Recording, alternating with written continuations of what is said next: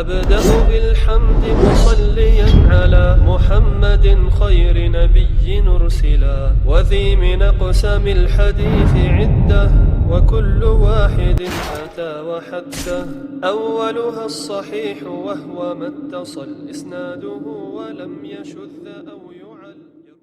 لله نحمده ونستعينه ونستغفره ونعوذ بالله من شرور أنفسنا ومن سيئات أعمالنا من يهده الله فلا مضل له ومن يضلل فلا هادي له وأشهد أن لا إله إلا الله وحده لا شريك له وأشهد أن محمدا عبده ورسوله يا أيها الذين آمنوا اتقوا الله حق تقاته ولا تموتن إلا وأنتم مسلمون يا أيها الناس اتقوا ربكم الذي خلقكم من نفس واحدة وخلق منها زوجها وبث منهما رجالا كثيرا ونساء واتقوا الله الذي تساءلون به والأرحام إن الله كان عليكم رقيبا يا أيها الذين آمنوا اتقوا الله وقولوا قولا سديدا يصلح لكم أعمالكم ويغفر لكم ذنوبكم ومن يطع الله ورسوله فقد فاز فوزا عظيما أما بعد فإن أصدق الحديث كتاب الله وخير الهدي هدي محمد صلى الله عليه وسلم وشر الأمور محدثاتها وكل محدثة بدعة وكل بدعة ضلالة وكل ضلالة في النار. Brothers and sisters, we live in a society today where fawahish and haram is something which isn't hidden, and it's something which is practiced widely and sometimes even proudly. And it's something that we ourselves witness around us on the streets, on the media, on our phones. It's something that not only do we witness as adults, as parents, but also those of us who have children who are of an older age, teens, they're also seeing the same things that we're experiencing and the things we're seeing. The Messenger of Allah ﷺ, he told us, إِنَّ مِنْ أَشْرَاطِ السَّاعَةِ, verily from the signs of the Day of Judgment, and يُرْفَعُ الْعِلْمِ, is that knowledge will be raised up. There will be less knowledge, Islamic knowledge. وَيُكْثِرُ الْجَهَلِ, and ignorance will become widespread. And then he said, وَيَكْثُرُ الزِّنَا, and zina will become widespread. It will increase. And it's something that we see nowadays, brothers and sisters. It's something that us living in the West, and even this is something which is a problem in other parts of the world also, but it's something we see even more of today. And I wanted to talk to you today, brothers and sisters, about the importance of marriage. Many of us here, those of us who are adults, we're married already, and we may have children. And we may be responsible for those children who are of an age where they have reached the age of puberty and they're starting to recognize the opposite gender in ways they never did previously. And as a result of the temptations that they see around them, they may end up doing things which are haram, they may end up doing things which are impermissible as a result of reaching an age where they need or they feel like they have to get married. As parents, we have to be responsible. And first and foremost, brothers and sisters, we have to understand our circumstances, our situations when we were younger, before we were married, and how we also had the desire to marry. There was a point in time, it may have been not so long ago if you're younger, and if you're older, it may be a little bit longer, but we all had those experiences and those times when we wanted to marry, and we had an urge to marry. And we wanted to marry someone and live with somebody else and be intimate with someone, raise children with them, have children with someone, have a family, etc. And it's something that most of us go through, most of us experience. But somehow, for some reason, when we have children, we seem to forget that once they reach the same age that we once were, they're also going to go through the same feelings and the same desires that we went through. And this is something which is the nature of a human being, this is the nature of men. And so we have to look at those obstacles which are in the way, or those things which get in the way of a person wanting to marry. First of all, we have to understand that these obstacles, brothers and sisters, aren't really obstacles which are a valid reason for us to refuse our children who wish to marry, whether they're sons or whether they're daughters. And of course, I'm sure most of us, if not all of us, know of circumstances of children, whether they're your own children, our own children, or children of people we know, family members, nephews or nieces or somebody else, or relatives, or friends, or neighbors, or someone we heard who is having some kind of difficulty getting married. And maybe they've reached older age. Maybe they're sitting right here, and they're struggling to get married. They're having difficulty to marry.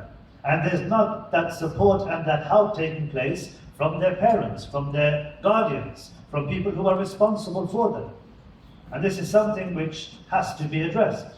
From those obstacles, brothers and sisters, especially on the parts of those individuals who are guardians and walis, is in some cases when a lady, when a sister approaches the parents asking that she wishes and if she's able or allowed to marry somebody who is of a righteous background.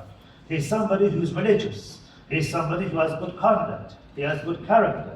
There's no issues with regards to his background or what kind of haram businesses he may be involved in. There's no issues with regards to his conduct, his sincerity, his righteousness, his religiosity. But just because he may be from a different background, a different race, maybe he's not Somali, maybe he's not Bengali, maybe he's not Pakistani, maybe he's not an Arab, or she's not an Arab, it could be the other way around. And as a result of this, there's difficulties and there's problems because they don't want their child to marry someone who's from a different race. Why is this the case?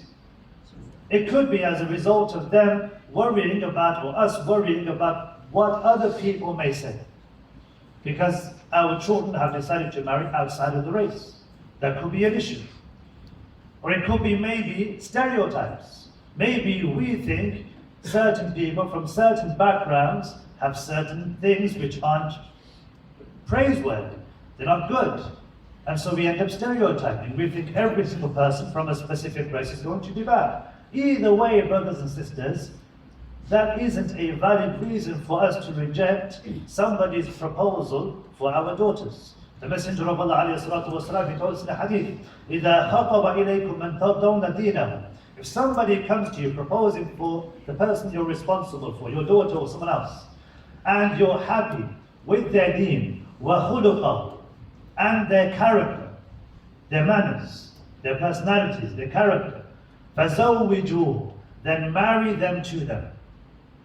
Don't delay, and don't refuse. If they have those two things, if they have their deen and they have their khuluq, then you shouldn't delay or you shouldn't refuse that individual based on other reasons. Of course, we do look into financial support and whether or not they're able to support your daughter financially, but these two things are from the most important and critical things. And race isn't even discussed, and race isn't even mentioned. And of course, we can look at the companions of the Messenger of Allah ﷺ. We look at how Arabs married non-Arabs in the time of the Messenger of Allah ﷺ. And the companions would marry people from different backgrounds. Of course, we know there were individuals who were from Persia. Salman radiallahu anhu, Suhail radiallahu anhu, Bilal radiallahu anhu.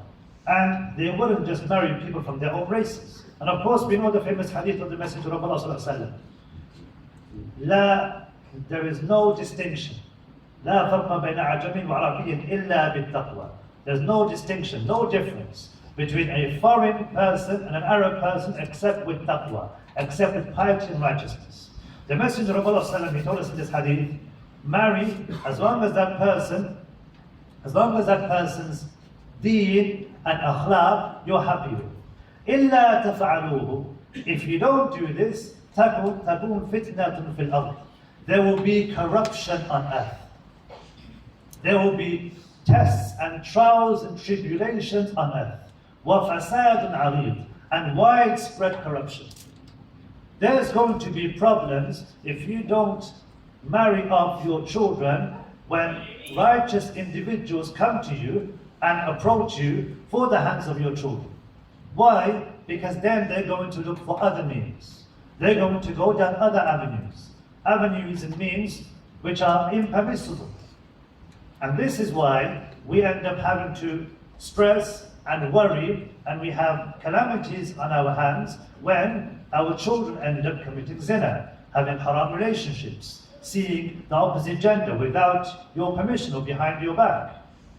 And so we end up having these problems and these complications because they're confused, because they approached you in the correct manner, they were doing things according to Islam, and they were rejected. And so the only option they can think of is doing things contrary to Islam.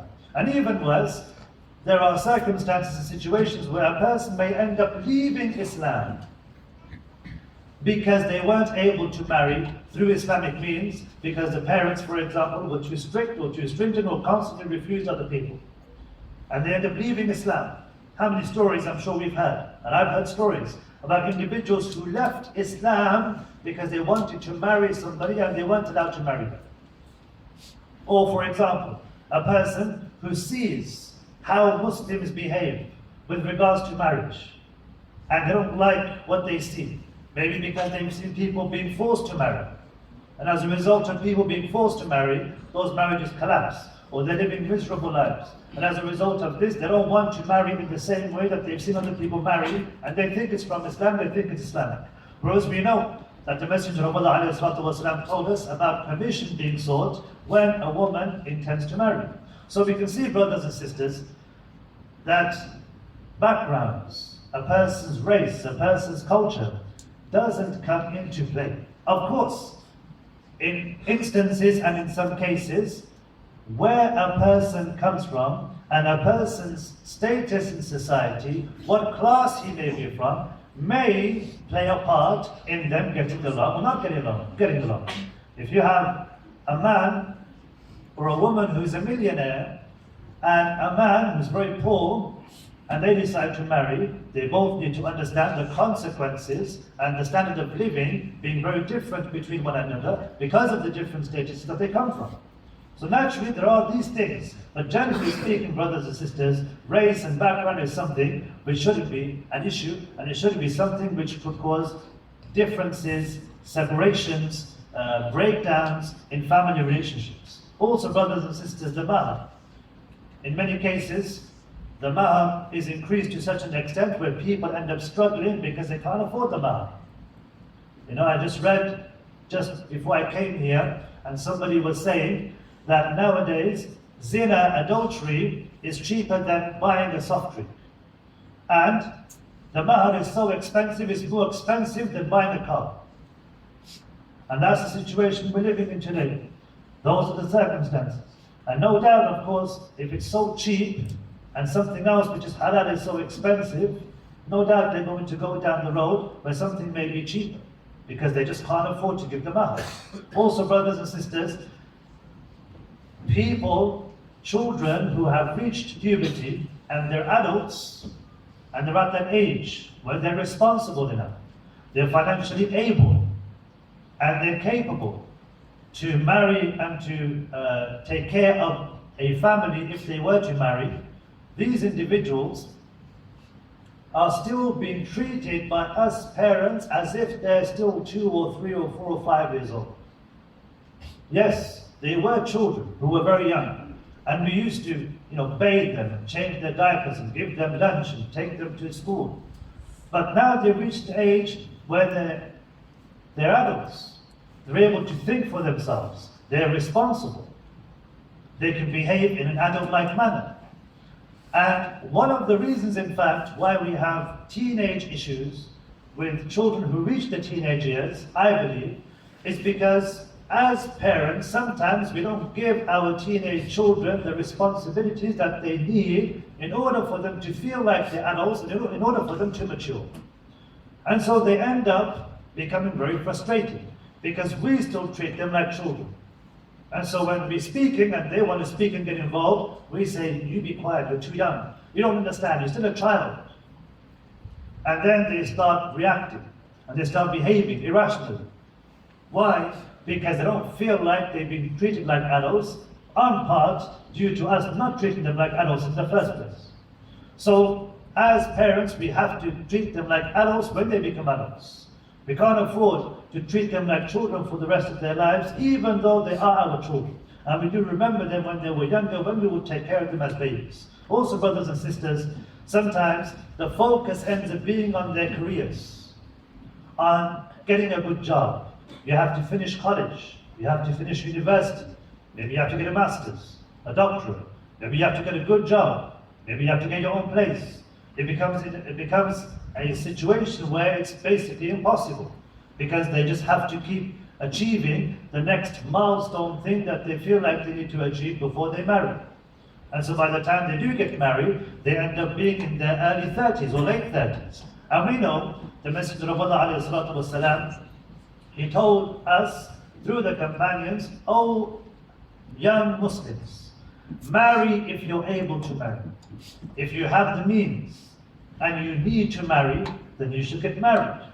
And it's something which all of us need to understand, especially those of us who are married, as I mentioned, to reflect and think about our circumstances when we were younger. And we had a desire to marry. We wanted to marry. And likewise, our children are the same. We have to look also, brothers and sisters, at the dangers of not marrying. What happens? As I mentioned, zina is one of those dangers. And we know Allah subhanahu wa ta'ala tells us of the dangers of zina, how it can affect society. And we can see this. How many times do we talk about and criticize the West because of free mixing, because of them having easy and casual relationships with the opposite gender, becoming intimate with whoever they want, as many times as they want, every single day, every single week. We criticize this. But then with our own children, we don't take precautions. We don't think about their circumstances being raised in these very same societies where these are issues. And you're a product of your own society. If you're brought up in a society where this is an issue, then you're going to have the same issue as well. The Muslims aren't going to be exempt from these problems which are being faced by other people, just because we're Muslim. Because you're going to be a product of your society. As I already mentioned, people may end up leaving Islam because they feel like Islam is too stringent, is too strict. I can't marry someone. And they think it's something to do with Islam, whereas in fact it's cultural. It's something which has no connection to Islam. Brothers and sisters, we also have to look at some of the situations and circumstances which our youth end up being involved in, which they also have to understand. We know, brothers and sisters, that you can't marry somebody except without the permission of the guardian. A woman, a sister, isn't able to marry except by the permission of her guardian. So it works both ways. You can't marry with the permission of the guardian. The guardian can't reject an individual who comes for the hand of your daughter if his deen and if his khuluq is correct and good. So it works both ways. It's not like it's unjust towards the daughter, or it's unjust towards the family and towards the guardian and towards the parents. It works both ways. There is justice. There's a sense of responsibility for the guardian. And there's a sense of responsibility for the child and a sense of trust. Your daughter is being entrusted to you, and she's trusting you to make the decision and to decide what's best for her. And if she approaches you asking to be married, and she has somebody in mind, you have to understand that this takes effort. It takes courage. Likewise for the son, to approach his parents, as awkward as it may be, and to ask the parents that he wants to get married, it's one of the most awkward things. It's not a comfortable and easy thing to do. The fact that they do it means that they're desperate. And they need to get married. Also, brothers and sisters, as I mentioned, we are responsible for our children. Allah subhanahu wa ta'ala, He tells us, وَأَنْكِحُ الْأَيَامَ مِنْكُمْ وَالصَّالِحِينَ مِنْ عِبَادِكُمْ وَإِمَائِكُمْ. Marry the individuals who aren't married, and marry them including those who are righteous. Allah subhanahu wa ta'ala commands us to marry those individuals we're responsible for. And then Allah subhanahu wa ta'ala says, knowing what some of those issues may be when we are prevented, or we decide, or we're persuaded, or we think we shouldn't marry off our children, one of them being finances, Allah subhanahu wa ta'ala says, إِن يَكُونُوا فُقَرَاء يُغْنِهِمُ اللَّهُ مِنْ فَضْلِهِ. That if they happen to be poor, Allah subhanahu wa ta'ala will enrich them.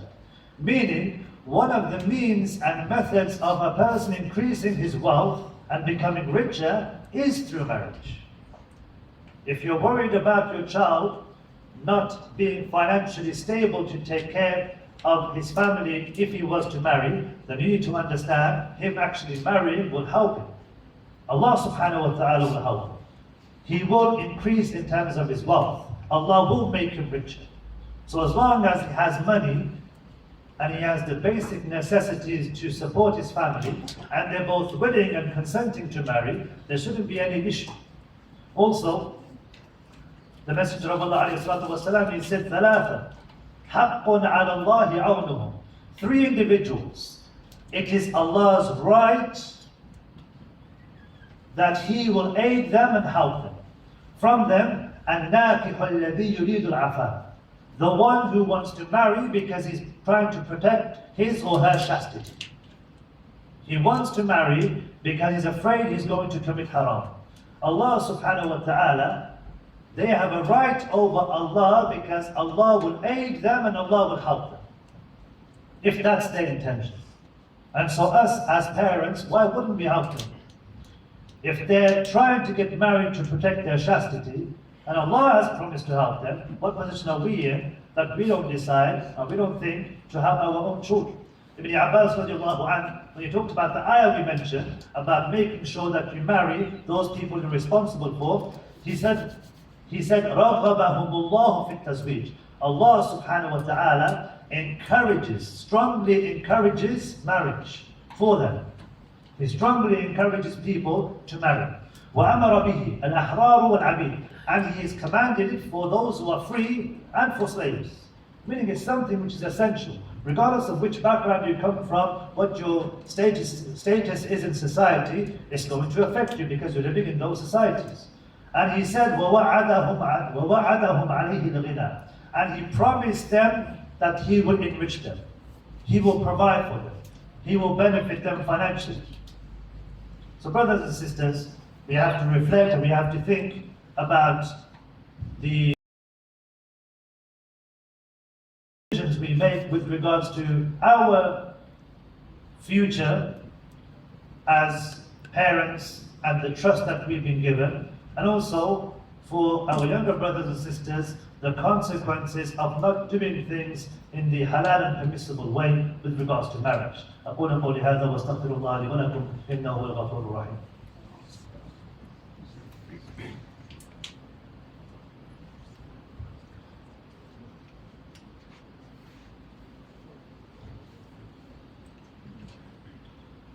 بسم الله الرحمن الرحيم. الحمد لله رب العالمين والصلاة والسلام على أشرف الأنبياء والمرسلين نبينا محمد وعلى آله وصحبه أجمعين. Brothers and sisters, we were talking about the importance of marriage and the obstacles in the way of marriage. If the brothers can come forward, for those who can see space in front of them, because there's people still waiting to come in. And there's obstacles in the way for the parents, or on the side of the parents, and those of us who are responsible for children, and also obstacles in the way for the children also, and those who want to marry. And for the parents, as we mentioned, it may be racial, it may be financial, it may be what people may think. On the side of the children who wish to marry, it could also be financially. It could also be maybe they're thinking of doing things in a different way. Maybe they think Islam is going to be oppressive, it's not going to help them. Maybe they think they need to have a good career before they decide to marry. Maybe they're thinking of other things. And so we have to really reflect and think about the consequences. As adults and as parents, we also have to think about how long we are going to be on this earth for, and how our children could potentially be a sadaqah jariyah for us. And that's not going to happen if they're not raised in the correct manner, if they don't marry the right individuals, and if they don't continue your legacy by having the offspring themselves. When you pass away, righteous children will make dua for you, and that affects you even after you've passed away and you're in your grave. And when they have children, and they make dua for their grandparents, they make dua for you, that's something which will benefit you many, many years after you've passed away. And that's not going to happen, brothers and sisters. That benefit isn't going to be there if we don't decide to take the necessary steps for the future of our children. Ali radiallahu anhu, he said a beautiful statement. He said, لا تربوا أبناءكم على ما أنتم عليه. Don't give tarbiyah to your children based on what you are upon and based on how you were given tarbiyah. فَقَدْ وُلِدُوا لِزَمَانٍ غَيْرِ زَمَانِكُمْ. Because they've been born and raised in an environment and in a time that's different to your time. So we may be thinking, that's not how I married. That's not how we did things back when I was younger. This isn't the way, this isn't the correct manner of getting married. What is this, marrying somebody from a different race, different background? What's this? What's going on? This isn't how it should be done.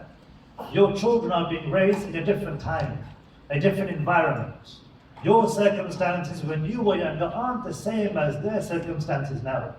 And if you keep thinking in that manner, brothers and sisters, unfortunately, your children won't feel like you're able to connect with them or understand them. And they're going to feel distance. And they're not going to be able to relate to you. And so it's not going to make the situation better, it's going to make your situation worse. And so try to understand that times are different. Our children are in a situation which is different. And we have to learn to listen to what problems they're going through. And when they approach us, how they approach us and what they're saying. Because that says a lot about what situation they're in and how they feel. And in what position they're in their lives. And so that's how we're able to help them, by understanding their situation and knowing and understanding that it's not the same as where we were and the circumstances we were in when we were younger. We ask Allah subhanahu wa ta'ala that He protects our families. And Allah subhanahu wa ta'ala protects our families from the fawahish, from the zina, and from all the haram things that take place in our societies. And that Allah subhanahu wa ta'ala gives the ability and the courage and the responsibility to our youth to marry according to the laws of Islam. And that Allah subhanahu wa ta'ala gives us as parents the understanding and the leniency and the wisdom to be able to marry our children to the righteous and religious offspring. اللهم صل على محمد وعلى ال محمد كما صليت على ابراهيم وعلى ال ابراهيم انك حميد مجيد. اللهم بارك على محمد وعلى ال محمد كما باركت على ابراهيم وعلى ال ابراهيم انك حميد مجيد. اللهم اغفر للمسلمين والمسلمات والمؤمنين والمؤمنات الاحياء منهم والاموات. ان الله يامر بالعدل والاحسان وايتاء ذي القربى وينهى عن الفحشاء والمنكر والبغي يعظكم لعلكم تذكرون. فاذكروا الله العظيم الجليل يذكركم واشكروه على نعمه يزدكم ولذكر الله اعلى واولى واكبر. والله يعلم ما تصنعون. قيموا الصلاة.